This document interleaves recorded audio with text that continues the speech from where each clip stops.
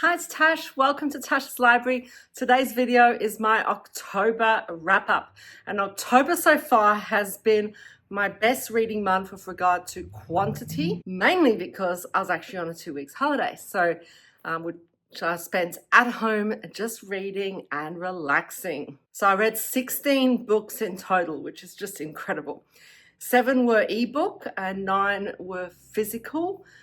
8 of them were fantasy books, 2 science fiction, 2 mystery, 1 horror, 2 non-fiction, and 1 literary fiction. So quite a range. So I'm just going to cover them in the order in which I read them. Ballad of Black Tom is the first book I read by Victor LaValle, and this is a retelling of Lovecraft's The Horror at Red Hook, and it follows a man called Tommy Tester in 1920s New York who delivers an occult item to a sorceress in Queens, and this kickstarts a sequence of horrific events.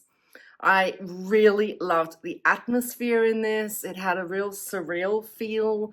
The plot was very fast-paced, as you'd expect from a novella. I also really liked the magic and cosmic horror elements and the exploration of the themes of racism, revenge, police brutality, dehumanization, and poverty. However, it was very violent and gory, which I struggled with a little bit. I also didn't connect to the characters, but I often find that with novellas. I feel like you don't get enough time with them, and I wanted some more of the gaps filled in the story. So it was probably a little bit short to fully immerse me, but I highly recommend this to any lovers of horror stories in historical settings. And if you're doing our fantasy bingo, it would fulfill hard mode for author of color. I then read a middle grade book, Onyeka and the Rise of the Rebels, and this was to fulfill my TBR prompt, a middle grade book, and it also fulfilled the Buzzwordathon title prompt. This is the second book in the superhero series for middle graders, and in the first book, which I'll tell you about because I don't want to spoil the story, British Nigerian Onyeka discovers that her hair has magical powers, and she's sent to Nigeria to the Academy of the Sun, a secret magical school. The second book in particular is a very fast-paced, action-packed plot with very high stakes. Stakes have definitely increased from the first book. Now, both books have great character development, great friendships. I really enjoy the futuristic version of Nigeria, and it explores themes of friendship, identity, family, and self-acceptance.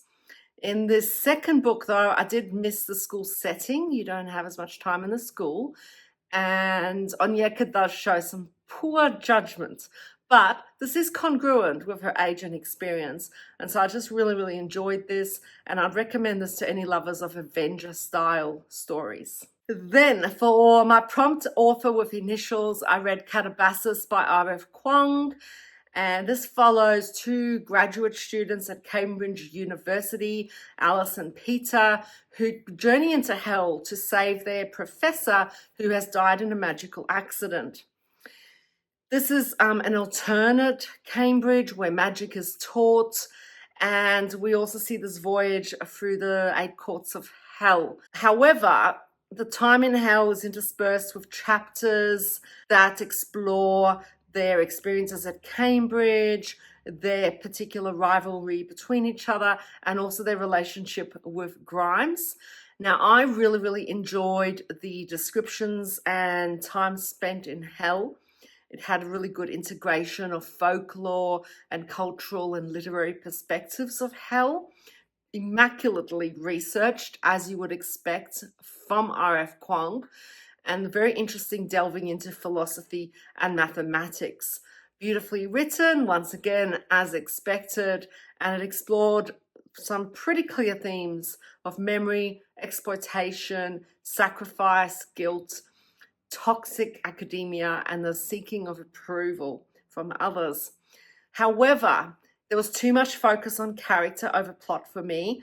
I'm more of a plot reader. I wanted more time in hell as well. I didn't love the flashbacks because they sort of bordered on literary fiction, and I just wasn't that interested in them. It was also a little bit predictable in places. So In the end, this was a little bit of a disappointment for me because it wasn't the frolic through hell that I was expecting.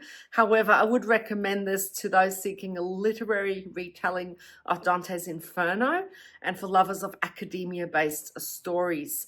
If you're doing bingo, this would fulfill normal mode for Impossible Places and normal mode for published in 2025. Then for the prompt, a random letter author, I read The Naked Sun by Isaac Asimov, and this is the second book in the Robot series, which follows Detective Elijah Bailey and robot Daniel Oliver. In this one, it's not really a spoiler because, I mean, they kind of do investigations, so it's kind of a science fiction mystery blend. And in the second one, they travel to the planet of Solaris, where inhabitants live in social isolation, only seeing each other virtually, which was a really, really cool idea.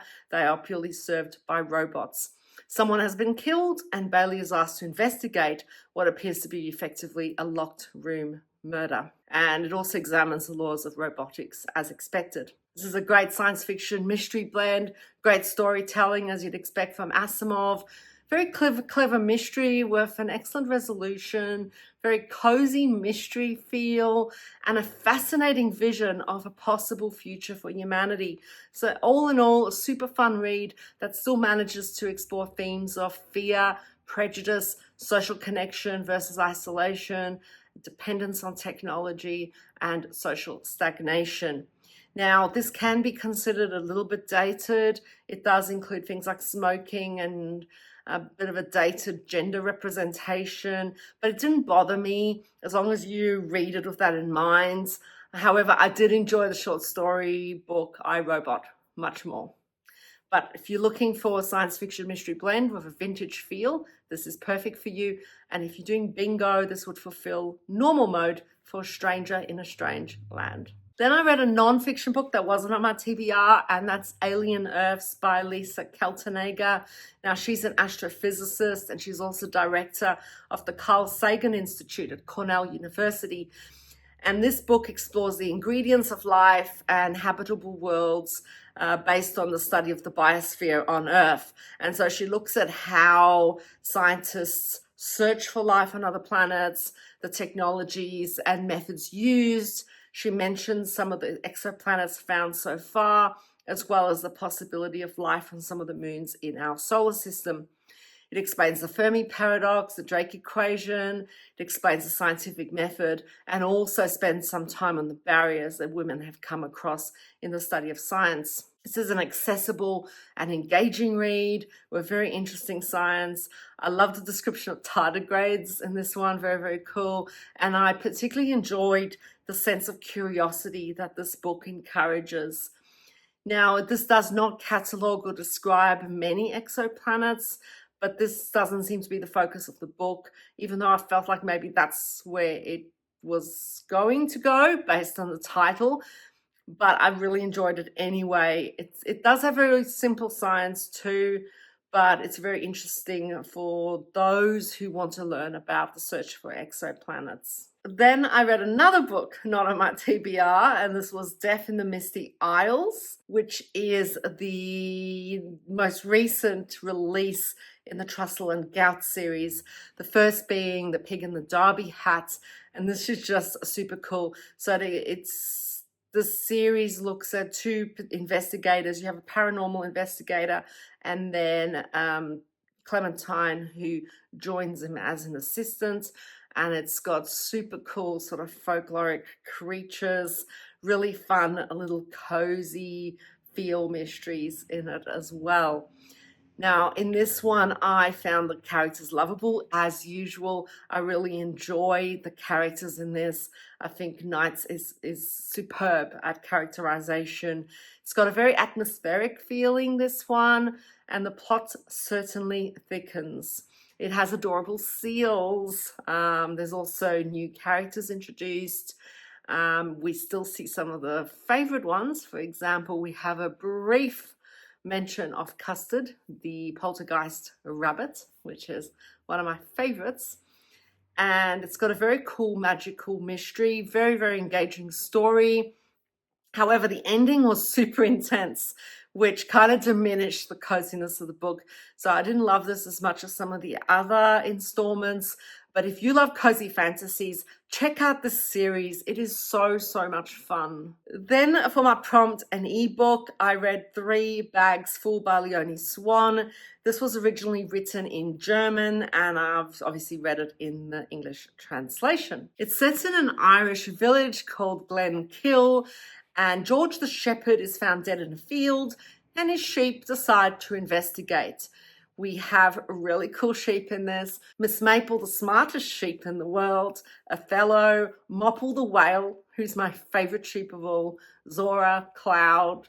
They eavesdrop on villagers, come up with wild speculations about George's murder. Very, very unique approach to a mystery novel because we see everything through the perspective of the sheep. And obviously sheep don't understand people, and they leave some of the things that they discover for the reader to really decipher, because they'll find something and not understand what it is or what its meaning is. And that's just super, super cool. This makes for a very intriguing, creative, and thought-provoking read. And it's unexpectedly profound, wise, and emotional at times. Very, very funny, especially because of the misunderstandings and misinterpretations that we're seeing when the sheep are trying to understand human nature. It also explores the dark side of humanity, viewed through the innocence of sheep, which I thought was really, really cool. It explores themes of human nature, belonging, relationships between animals and human beings, and the meaning of life. It is a very weird book though, and it wasn't as cozy as I expected it. So if you're going into this thinking it's just going to be a nice, fluffy, cozy animal story, it's a little bit darker than that. And I didn't love the resolution. I really did not like the way it ended. However, this was a superbly fun book read, and those looking for a unique and weird mystery novel, check this one out. Then for the prompt set on transport, I read 6 Wakes by Muir Lafferty. This is a locked room mystery set on a spaceship where 6 clones awaken to find that their previous iterations have been murdered, and they need to discover who amongst them is the murderer because they're the only 6 people awake on this ship. We follow Katrina, the captain, Hero the pilot, Wolfgang the security chief, Paul the engineer, Joanna the doctor, Maria the odd jobs person, and we also have an AI called Ian. I really enjoyed the entertaining mystery, science fiction thriller blend. We gradually come to learn each character's background and why they're on the ship through a really, really well thought out plot. Has a good sense of peril that is established and maintained throughout. It explores themes of identity, free will, ethics, and social consequences of cloning, memory, human rights. It deals with a lot of the same themes and ideas actually as Mickey 7, but I think it's far better done and far more seriously done. Now, the character interactions are a little bit lacking, but this didn't bother me because I felt that the plot was strong enough to carry the story, and it was also quite violent in parts, so just note that. If you're a lover, though, of science fiction mystery blends, you need to read this book. For the Goodreads winner or nominee prompt, I read The Empress of Salt and Fortune by Nevo. This world feels like ancient imperial China. And from what I understand is you have a series of novellas that can actually be read in any order, but I have started with the first one. And in this one, we follow Chi, a cleric who comes across an old woman who used to be the handmaiden of the Empress in Yo. They assist Rabbit, the old woman, in cataloguing various items in the palace then, and this triggers memories by Rabbit, and Rabbit narrates them to Chi. The story, therefore, is told in various vignettes as memories surface, so it's not chronological. This is beautifully written with a wonderful use of language, and the structure gives a dreamlike quality to the story. It also explores themes of oppression, memory, marginalization, and female agency. However, I didn't feel that this had enough plot to really engage me. This is definitely a character-driven story, which doesn't work for me, and obviously that's personal to me.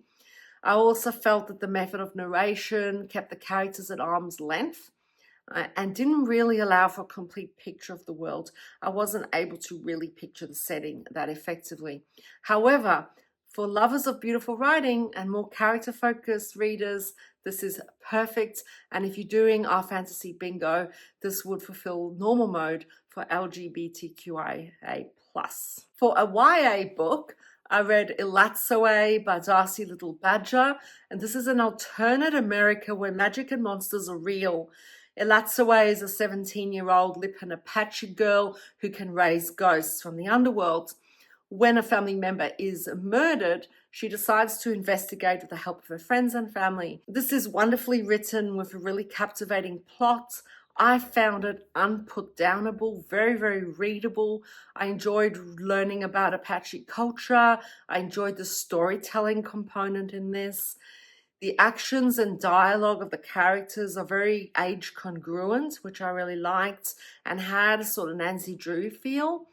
Very good integration of creepy horror elements and a strong sense of peril. And I loved that it had lovely family relationships. This is a very functional family and functional friendships, which you don't often see in stories. I loved the ghost dog in this, gorgeous illustrations, and just overall a very enjoyable read that explores themes of grief, family, identity, injustice, and coming of age. There was nothing I disliked about this story. I absolutely adored it, and I'd recommend it very, very highly to anyone seeking an urban fantasy with horror elements from an Indigenous perspective. And if you're doing bingo, this would fulfill hard mode for LGBTQIA+.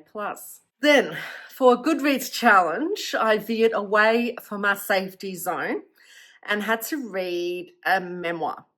Now, if you know anything about me, I dislike memoirs. They are probably my least favorite genre of all time. I detest them. But anyway, I had a look at the list and I decided to pick up Knife by Salman Rushdie, and found this to be a poignant, emotional, yet uplifting memoir, really about the triumph of the human spirit and the acceptance of the experiences that life offers. It effectively tells of the attack on Rushdie in 2022 due to a decades-long fatwa against him, and it's largely looking at the attack and his recovery. However, it also has some flashbacks onto how he's met his wife, his literary career, and a few childhood memories. I found this very, very moving. I like that he also never named his attacker in order to not empower him. Very gorgeous writing, as expected, lots of literary references. And it definitely explores those themes of resilience, the impact of violence, and the power of literature. Now, this wasn't a favorite read, but as I said, the only reason I didn't love this is because I don't enjoy memoirs. If you do enjoy memoirs, I think this is really worth your read. Then, I read Yellowface by R.F. Kuang. Yes, second Kuang in a month. Once again, this was for a Goodreads challenge. But I've also had this book for so long and I never got to it. So I thought, yeah, I'll read this now. This follows Juniper, an unsuccessful author who is spending time with a university friend, Athena, who is a very successful author.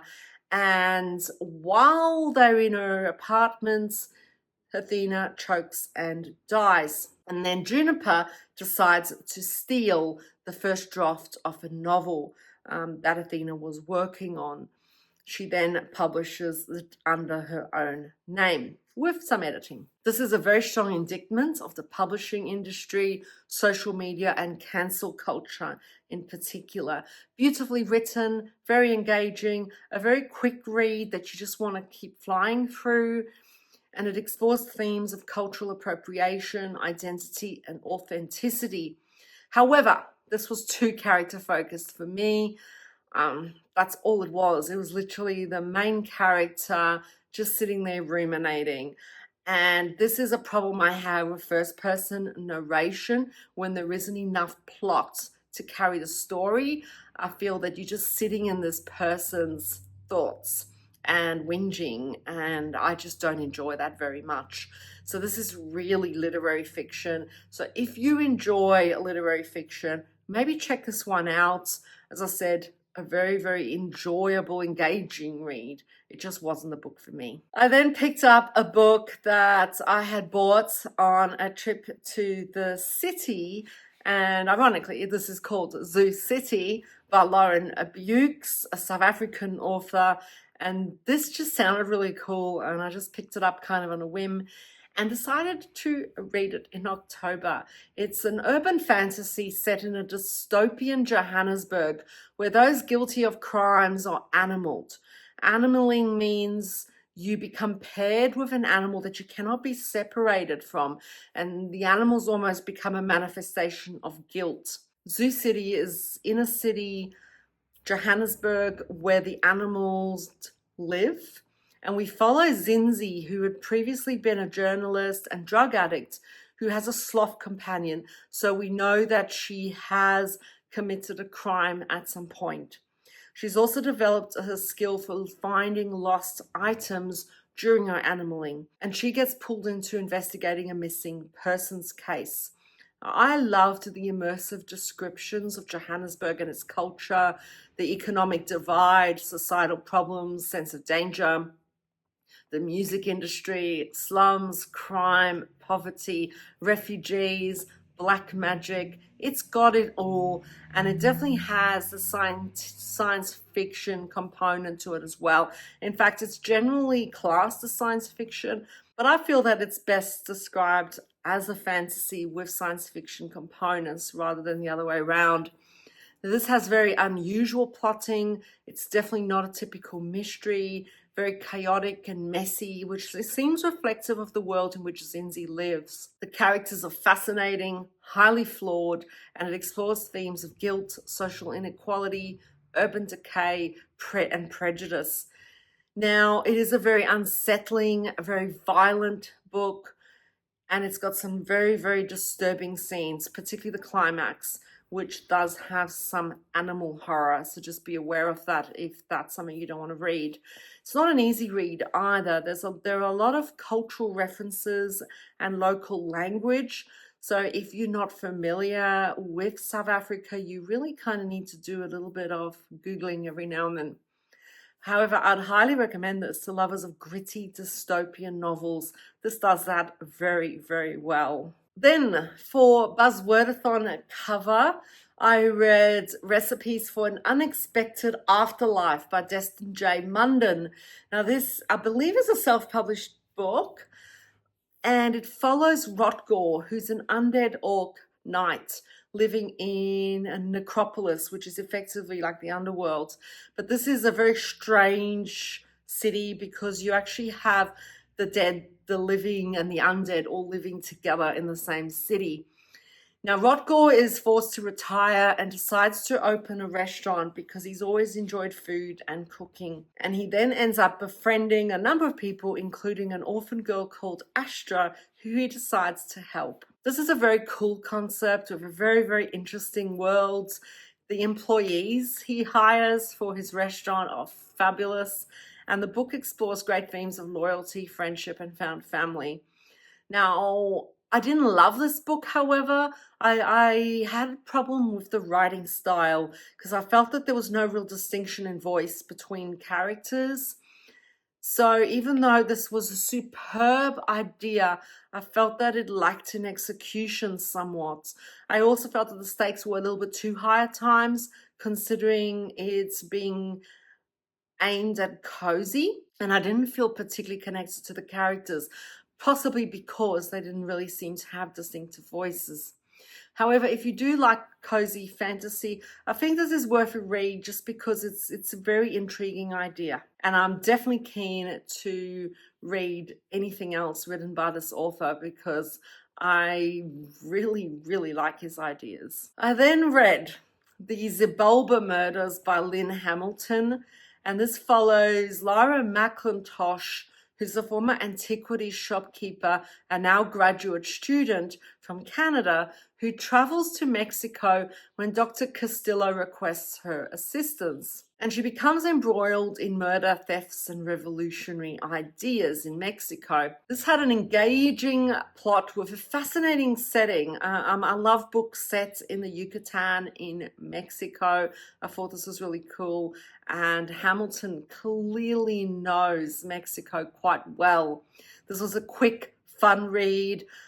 I enjoyed the archaeological components of the mystery and the integration of Mayan mythology, and there were some great supporting characters in this. However, the way Mayan mythology and history, etc., was explained to the reader was generally through telling. There were a lot of info dumps, and the writing style, I felt, didn't really build an atmospheric setting very effectively. So this was a fun read, but it wasn't a top read for me. But if you like murder mysteries, particularly with different settings, then give this one a go. And I'm going to finish up on a high, because for a dark book prompt, I picked A Night in the Lonesome October by Roger Zelazny. And this book actually has chapters that are named after the days of October. So you read like October 1st, etc. And so what I decided to do, which is something that a lot of people do, is to read one chapter a day on the correct day and kind of read that throughout the whole month. And so yes, this was beautiful because it's the book I started with and it's the book I ended with. And we follow Snuff, Jack the Ripper's dog, who narrates the steps leading to a Halloween cosmic event. It includes super cool illustrations. The point of view characters is just so unique and actually requires us to piece together what is happening a little bit as well, because there is no info dumping in this one. We basically just follow Snuff as he interacts with different familiars, and through their dialogue and actions, we gradually come to understand what is happening. There's a great integration of literary, historical, and film characters. So, for example, Jack the Ripper, Sherlock Holmes, Dracula, Rasputin, Larry Talbot, the werewolf, Dr. Frankenstein, and then they all have familiars, which is really, really cool. So the animals are awesome. Grey Milk the cat is one of my favorites.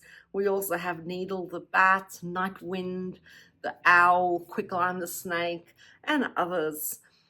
I really enjoy the juxtaposition of the humor with cosmic horror and violence. Very fun, unique story, unlike anything I've ever read. It explores themes of good versus evil, fragile alliances, and if you love quirky, unique stories, then you must check this one out, because it's probably it's one of my all-time favorite books. I'd say it's my second favorite book of all time after Lord of the Rings. And that's it. They're the 16 books I read in October. Gosh, I read a lot. A big mix of quality, but I've read some really awesome books, and I'm very happy with how many books I got off my TBR as well. And I finished my actual TBR game. So there's no doubt as to what my favorite book was. It's still got to be A Night in the Lonesome October, because, as I said, it's one of my favorite books. But let me know what your favorite book of October was. And until I see you next time, take care.